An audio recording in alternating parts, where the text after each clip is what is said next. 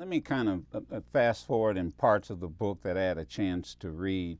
And one part was this trip you took. I guess you were with friends, hanging out in Northeast Washington, D.C., and group of about 10 guys. You go to the apartment, and they're smoking weed and doing heroin, and you're trying to what?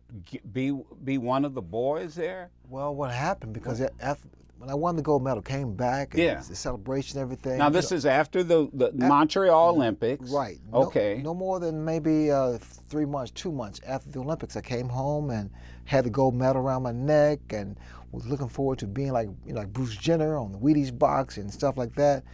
And the paternity suit came out front page, and so that phone wasn't ringing. It was ringing anyway, but it rang for people who wanted to use me, but it never really rang. I mean, For major endorsements, there was no Wheatie box, no major commercial, no endorsements like young athletes get today. because if you think about it, back then in the '70s, it was things were still not equal. Right. And being a black athlete is one thing. Being a black athlete and being a boxer is another thing. Then being a black athlete, a boxer, and also a guy who has a kid out of wedlock, that they say that's not family material.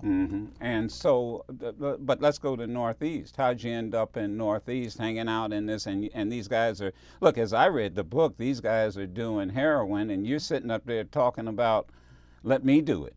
Yeah, I got to a point I was so frustrated. So, I mean, listen, even though I won the Olympics and everything, I had very low self-esteem. Yeah. For some reason, I never felt that I was capable, and except in the ring. But yeah, I wanted to do it. I mean, what else did I have? Who stopped you? A friend. A friend stopped me.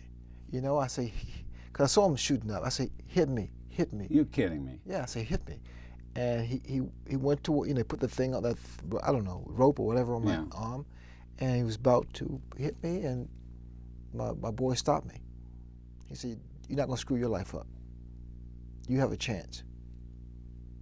And imagine what would have happened if he hadn't stopped you. Oh, man. I wonder where that friend is today. Who knows?